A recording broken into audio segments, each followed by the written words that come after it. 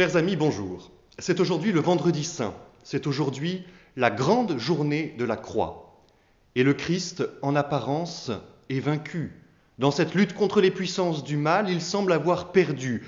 Torturé, frappé, injurié, sa vie s'achève sur la croix. Et pourtant, le vendredi saint est déjà une journée de triomphe. Au moment où Jésus meurt, le voile du temple se déchire, beaucoup de justes ressuscitent. Et au matin de Pâques, le triomphe sera complet. En ressuscitant, Jésus vaincra définitivement les puissances du mal.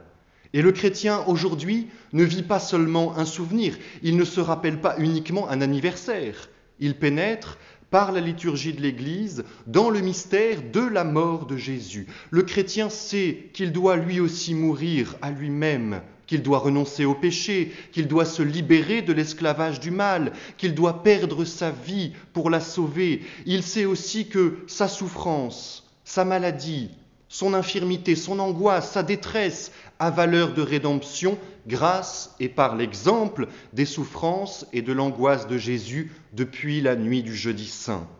Il sait que le vendredi saint, c'est déjà le triomphe. Le vendredi saint, c'est déjà Pâques. Dans l'office de la croix que nous vivons aujourd'hui, tout montre la gravité, la passion amoureuse de Jésus pour l'humanité et la victoire qu'il nous donne sur le bois de la croix. La procession s'avance en silence au début de l'office. Le prêtre se prosterne de tout son corps au milieu du chœur. Et la première prière rappelle que la passion de Jésus a anéanti le péché originel et toutes ses conséquences. Puis, les deux premières lectures, celle du prophète Osée et celle du livre de l'Exode, qui rappellent les préparations lointaines du peuple juif à cet événement central de la crucifixion de Jésus. Il faut bien comprendre en effet que tous les prophètes ont annoncé et surtout espéré la venue du Messie et de son sacrifice pour libérer définitivement les hommes du péché, voyant bien que l'humanité pécheresse était par elle-même incapable d'un véritable retour à Dieu. Et c'est alors que le clergé proclame solennellement la passion de Jésus, racontée par saint Jean, témoin direct de la crucifixion, qui nous montre Jésus acceptant librement de prendre la tête de l'humanité qu'il conduit par sa mort à notre vie éternelle. Viennent ensuite les oraisons solennelles. Nous l'avons déjà vu dans une vidéo antérieure. Les messes comportaient autrefois des oraisons dont il ne reste actuellement que l'orémus qui précède l'offertoire. Et nous prions aujourd'hui pour que le monde entier bénéficie de la passion rédemptrice et profite du salut que la croix de Jésus est venue apporter à toute l'humanité. Et le prêtre propose alors les intentions de prière pour l'Église, pour le pape, pour les gouvernants, pour les malades. On se met alors à genoux quelques instants pour prier en silence et le prêtre réunit ensuite les prières de tous en s'adressant à Dieu par une oraison. Chers amis, la croix est pour les chrétiens le symbole de la gloire et du triomphe. Et c'est la raison pour laquelle l'Église la présente aujourd'hui à notre adoration. En la découvrant de son voile, le prêtre l'annonce. Voici le bois de la croix auquel le Sauveur du monde fut suspendu.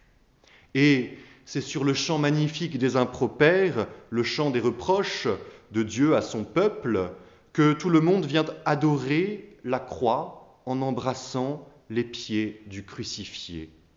Quel réconfort pour notre cœur de pouvoir à ce moment précis offrir comme preuve de notre amour pour Jésus tous les efforts que nous avons pu faire pendant ce carême. Nous adorons votre croix, Seigneur, nous chantons et nous glorifions votre sainte résurrection, car c'est par la croix que la joie est venue dans le monde entier. Quand l'adoration de la croix est terminée, le diacre va prendre au reposoir le Saint-Sacrement pour la communion. Ainsi, nous pourrons recevoir des fruits de rédemption plus abondants, encore en étant étroitement unis au corps et au sang de Jésus qui s'offre aujourd'hui pour nous sur la croix. Veillez, chers amis, à recevoir l'Eucharistie dans une âme purifiée par la miséricorde de Dieu dans la confession sacramentelle, parce que c'est du côté ouvert de Jésus sur la croix que jaillit aujourd'hui le sang et l'eau qui nous purifient de tous nos péchés. Alors confessons-nous avant Pâques pour participer au triomphe de Jésus sur le péché et sur la mort. Vivons intensément, pendant ces jours saints, de la miséricorde de Dieu. Ceux qui le peuvent participeront également aujourd'hui au chemin de croix pour accompagner Jésus souffrant à chaque étape de sa passion. Cette dévotion connaît un regain de ferveur extraordinaire et magnifique dans plusieurs villes de France où le chemin de croix est public. Et c'est alors que tout le peuple chrétien qui suit la croix victorieuse dans les rues et sur les places peut témoigner de l'amour de Jésus qui nous sauve en mourant sur la croix et en ressuscitant. Chers amis, unissons tous ensemble nos prières pendant l'office de la croix. Remercions Jésus pour son sacrifice. Implorons-le pour nous-mêmes et surtout pour ceux qui souffrent, particulièrement pour les plus grands pécheurs. Et enfin, puisons au pied de la croix la force d'être missionnaires de la miséricorde divine.